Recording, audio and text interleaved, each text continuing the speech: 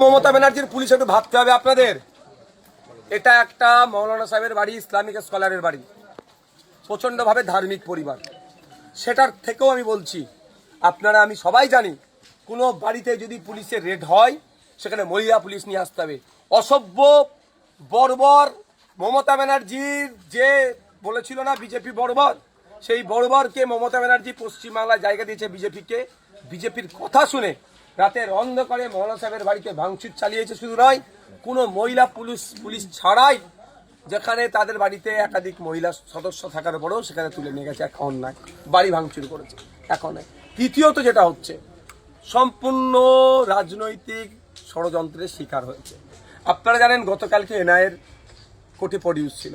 NIA কিন্তু আমাদের মোথাবাড়ির আইএসএফের প্রার্থী বামপন্থীদের সমর্থনে যিনি দাঁড়িয়েছেন, ইভিএম মেশিনে যার 4 নম্বরে নাম এসছে, মৌলানা শাহজাহান সাহেবকে দ্বিতীয়বার ফার্দার ইনভেস্টিগেশনের জন্য চাইনি, অর্থাৎ পিসি চাইনি। এটা থেকে ক্লিয়ার একটা জিনিস হচ্ছে যে আমাদের মোথাবাড়ির প্রার্থী খামচিনের তিনি এই কোনো খারাপ ইন্টেনশন প্রথম কথা ছিল না, দ্বিতীয় কারোর সাথে যুক্তও ছিল না। সরাসরি তৃণমূল ভয় পেয়েছে, তৃণমূলের প্রার্থী এখানে হারছে, শাহজাহান সাহেব এখানে জিতছে, প্রচার টচার না করতে পারে। টার্গেট ছিল নমিনেশনটাই করতে দেবো না, মেন টার্গেট ছিল নমিনেশনটাই করতে দেবো না। কারণ যেখান থেকে তুলে নিয়ে গেছে তারপর থেকে পরিবার এবং আমরা রাজনৈতিক দল হিসাবে যোগাযোগ করতে চাইলেও আমাদেরকে দীর্ঘক্ষণ বলা হয়নি এক্স্যাক্ট লোকেশন তার কোথায়। তাকে বিভিন্ন জায়গায় ঘুরিয়েছে, আর যতটুকু আমি সোর্সের মাধ্যমে খবর পাচ্ছি তাকে অফার করা হয়েছিল, ভয় দেখানো হয়েছিল, ছেড়ে দেওয়া হবে, নাহলে অনেকদিন জেল খাটানো হবে, তুমি প্রার্থী মনোনয়নটা জমা করবে না। এই টার্গেট কিন্তু তারা সাকসেস হতে পারেনি। আমরা আইনি লড়াই করে তাকে নমিনেশন করেছি। সাহেব একে এরকমভাবে আটকাতে হবে।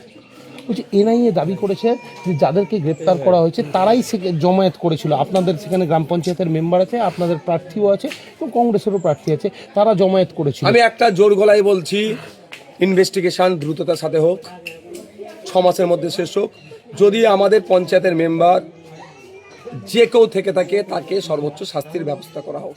দুটো কথা ক্লিয়ার করতে হবে, একটা হচ্ছে জমায়েত আর একটা হচ্ছে হিংসা। বলছি দুটো পার্ট থেকে যাচ্ছে। আমার ভোট ডিলিট হয়ে গেছে, আমি বিডিও অফিসে যে বলতেই পারি, আই হ্যাভ টু রাইট। বলছি আরেকটা বিষয়, হয়তো আপনি কিছুক্ষণ আগে বলছিলেন তাকে বীরের সম্মান দিয়ে আনবে। অবশ্যই, সে চোর ডাকাত নয়, সে একজন স্কলার মানুষ। তাকে যেভাবে কোর্টে প্রডিউস করেছেন মমতা ব্যানার্জির পুলিশ, মুসলিম সমাজ দেখেছে, অমুসলিম সমাজও দেখেছে যে একজন ধর্ম প্রচারক, ধর্ম সংস্কারক, সমাজ সংস্কারক, একজন স্কলারের দড়ি বেঁধে কীভাবে নিয়ে যাচ্ছে কোমরে। আমরা যতটুকু জানি এই ধরনের কাজ করা সম্পূর্ণ হিউম্যান রাইটসকে ব্রেক করেছে। এই ধরনের করা যায় না। কুখ্যাত ক্রিমিনালদের সাথেও এই আচরণ সেই অর্থে করা যায় না যে একজন স্কলার কিন্তু হ্যাবিচুয়েট একজন ক্রিমিনাল না। একটা অভিযোগ এসেছে, ইনি নাকি করেছেন, অভিযোগ থাকতে পারে, তার জন্য ওনাকে উনি ওনাদের বক্তব্য হচ্ছে গ্রেফতার করেছে। চলে গিয়ে ভদ্রতার সাথে একটা জামা পরার সুযোগ দেবেন না, একটা গেঞ্জি পরে চলে যাচ্ছে। তবে একটা কথা বলি, এই বাপ কেউ ছাড়বে না।